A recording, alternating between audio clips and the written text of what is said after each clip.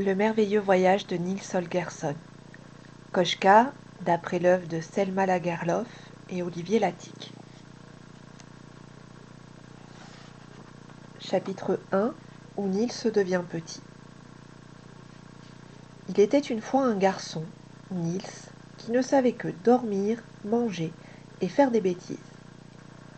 Un matin, pour avoir refusé d'accompagner ses parents au temple, il fut contraint de lire un long morceau du sermon. Mais il s'assoupit devant les pages. Réveillé par un bruit, il avisa un lutin assis sur un coffre. Étonné, il le captura à l'aide d'un filet à mouche. « Contre une pièce d'or, libère-moi » le supplia le petit être. « J'ai toujours été bon pour vous. » Nils hésita à demander davantage quand il reçut une gifle monumentale qui lui fit perdre connaissance. Lorsqu'il retrouva ses esprits, le lutin avait disparu. Nils pensa d'abord avoir rêvé, mais il avait mal à la joue. « Je ferais bien de me remettre à ma lecture, songea-t-il, si je ne veux pas être encore puni. » Mais comme il voulait reprendre le livre, il constata que tout avait grandi autour de lui. Ou plutôt non, c'est lui qui avait rapetissé. Il était aussi petit qu'une poupée. Affolé, il chercha le lutin partout pour qu'il lui rende sa taille normale. « Ti-ti-ti-ti-ti-ti » pépierent les moineaux dans la cour. « Regardez, Nils Holgersson est devenu un poussé !»« Bien fait !» chanta le coq. « Il m'a souvent tiré la crête. »« Parfaitement !» miaula le chat. « Il m'a souvent tiré la queue. »« Tout à fait !» meuglèrent Blanchette et Roussette les vaches. « Il en fait voir à sa mère. »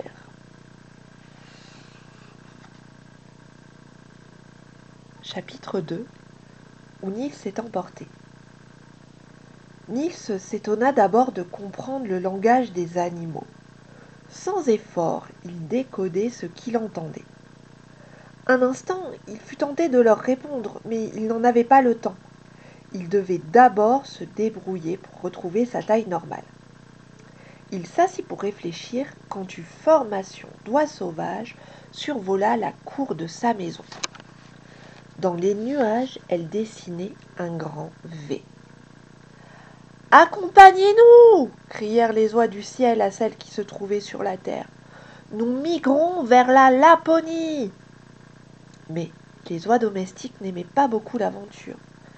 Ici, elles étaient nourries et logées. Elles laissèrent leurs semblables s'éloigner. Un jeune jarre blanc, Martin, se sentit tout de même tenté. Il ressentait en lui l'appel de la liberté. Profitant du passage d'une nouvelle bande de 13 oies grises, il essaya de s'envoler, mais le manque d'entraînement le fit tout de suite retomber.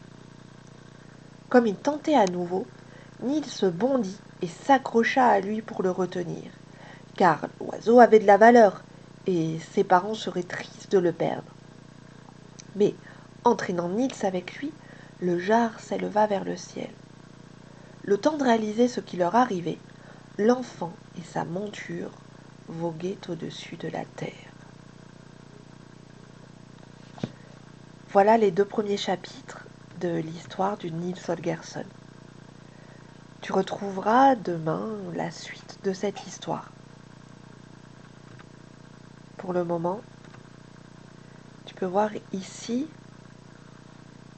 la formation des oies qui volent dans le ciel. C'est une formation en V. Voici là le jarre Martin. Nils s'accroche à son cou.